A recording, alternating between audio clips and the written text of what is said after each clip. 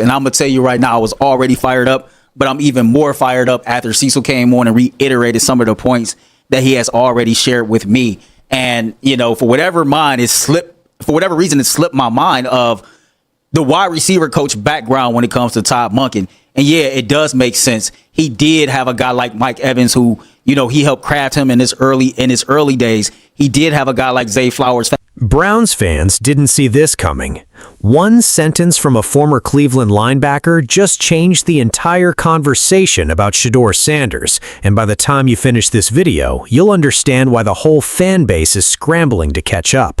Because for months, the story around Shedeur has been the same tired script: doubt, numbers, comparisons, people pointing at a stat sheet and calling it the whole truth. But something shifted this week. A voice from inside the building, someone who actually played for the man now calling the shots on offense, stepped up and said the quiet part out loud. And it's got everyone from talk radio to Twitter asking the same question.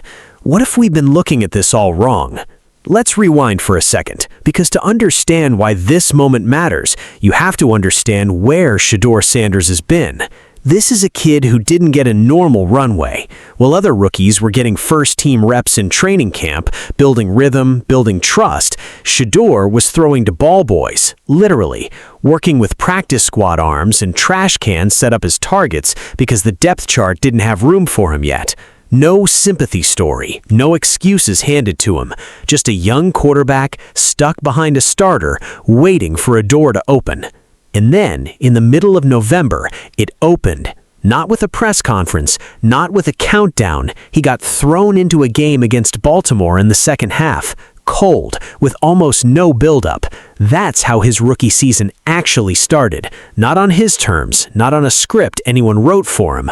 But here's where it gets interesting, because what he did with that broken, chaotic opportunity is exactly why people are still talking about him right now. Fast forward, now you go draft a guy like Casey Concepcion and you get a guy like a Denzel Boston.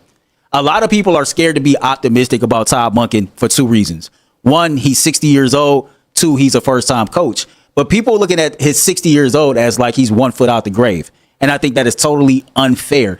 Just because he had to wait a little bit longer to get his opportunity doesn't mean that his opportunity is not going to be well worth it. His first career start, he goes on the road and throws for over 350 yards, multiple touchdowns, a rushing score, nearly knocks off the Titans in a game nobody expected him to be competitive in. And then, in the final week of the season, with a Cincinnati team that had every starter suited up and every reason to play for real, Shedeur leads his team down the field for the win. Not garbage time, not a meaningless snap, a real, live, must-win environment, and he delivered. Now, the critics will tell you that doesn't matter. They'll point at his overall numbers from last season, the efficiency metrics, the win total, and say the tape tells the real story. And look, numbers are numbers. Nobody's saying ignore them completely, but numbers without context are just noise. And the context here is everything. Because this is where the Todd Monken piece of the story comes in. And it's a bigger piece than most people realize. Monkin isn't just some retread hire the Browns settled for. This is a 60-year-old coach who spent decades building a resume most people forgot to actually read. Wide receivers coach in his early days, developing guys who turned into legitimate NFL threats. Wide receivers coach. Offensive coordinator jobs that took him through Tampa Bay, through Baltimore, through Oklahoma State, through Georgia, where he helped build one of the most explosive offenses in college football. This man has been in rooms with talent at every level and found ways to get the most out of it. So when people say he's too old, that he's a first-time head coach who might not translate to this level, that's a fair question to raise. Nobody's pretending there isn't a learning curve. Plenty of great coordinators have taken head jobs, and it just didn't click. That's real. That happens. But all the things that Cecil mentions just like reaffirms why I think Todd Monken's the perfect fit for this team right now. They're young. They're looking for a culture to be built. And I do think Kevin Stefanski, I understand on the way out the door why there was a lot of reasons to criticize what had kind of happened here and everything that had transpired. But I do think Kevin was on the right track, or at least did build somewhat of a culture here. But here's what's got insiders excited, and it's the part fueling this new wave of hype. The way Monkin has built his coaching staff. He's not trying to control every detail himself. He's bringing in people who know how to develop players and then trusting them to actually do their jobs. That's a subtle thing, but if you've watched football long enough, you know it's the difference between a staff that functions and one that collapses under its own ego. And that's exactly the point this former player was making when he went public this week. He wasn't just throwing out empty praise. He specifically pointed to the belief players already have in this coaching staff, the willingness to run through a wall for a guy who's barely coached his first regular season game. That's not something you fake. Locker rooms know the difference between a coach who talks a good game and one players actually trust. So now put those two threads together. A young quarterback who flashed real ability in the worst possible circumstances, and a new coaching staff built specifically around developing talent and playing to a player's strengths. That's the equation everybody's suddenly paying attention to.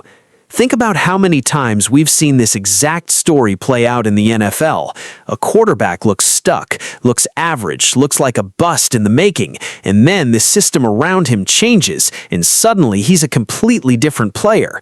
Sam Darnold spent years looking like a cautionary tale until he landed in the right building with the right voice calling plays and ended up hoisting a Super Bowl trophy. Jared Goff went from a rookie thrown to the wolves under one coaching staff to a totally unrecognizable elite-level passer once he found the right system in Detroit. Same player, different infrastructure, different results. Dismissed. I am somebody who just really believes that the coaching matters, and I know like a player must have some skills, a player must have some talent. A coach got to have something to work with. But I find it hard that some people can watch Shedeur Sanders play through those games last season and not be able to see glimpses of a young man that has potential to be a damn good quarterback in the NFL. And the exciting part about it to me is I wasn't just looking at the good moments. Nobody's saying Shedeur is guaranteed to follow that path. That would be reckless. But it's not unreasonable to at least ask the question, especially when you look at what actually happened around him last year. Consider this. Every quarterback who played significant snaps for Cleveland's previous coaching staff finished near the bottom of the league in efficiency, outside of one strong opening season. That's not one guy having a bad year. That's a pattern.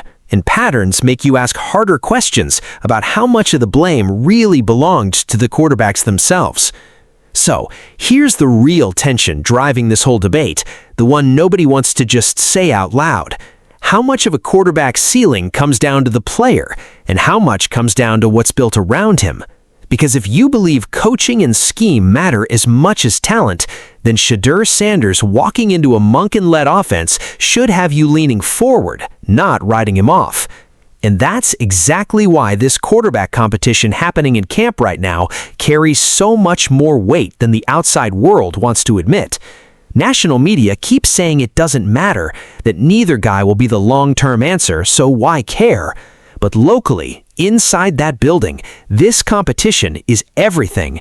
It's the difference between a young player finally getting a legitimate runway with real reps, real trust, real opportunity to show what a full training camp looks like for him, versus a veteran with a massive contract and a body that's been through a lot of football miles, trying to prove there's still gas left in the tank. I understand, like on the outside looking in, people just feel like this is a nonsensical quarterback competition. They're like, it doesn't really matter. I think the national perspective on this QB competition is just neither of these guys are going to be here in 2027, so why is it really that big of a deal? But I do think it does, for this fan base, for this team, for this franchise.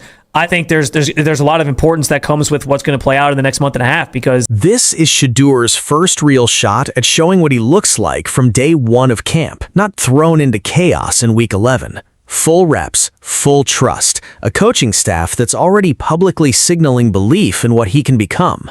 Now, before we go any further, if this story has you as fired up as it's got Browns fans right now, make sure you're subscribed, because this quarterback competition is about to get a lot louder over the next few weeks, and you don't want to miss where this goes next. So where does this leave us? The doubters aren't going away. They shouldn't. Healthy skepticism is part of sports, and Shedeur hasn't proven anything at the NFL level over a full, uninterrupted season yet. That's just true. But the belief building around him right now isn't blind hope anymore. It's coming from inside the building, from people who watched him operate under the worst conditions imaginable last season and still found a way to produce winning moments. And if Todd Monken really is the kind of coach his track record suggests, a guy who identifies what a player does well and builds around it instead of forcing him into a system that doesn't fit, then this could be the first real chance we've gotten to see what Shedeur Sanders actually looks like with the deck not stacked against him.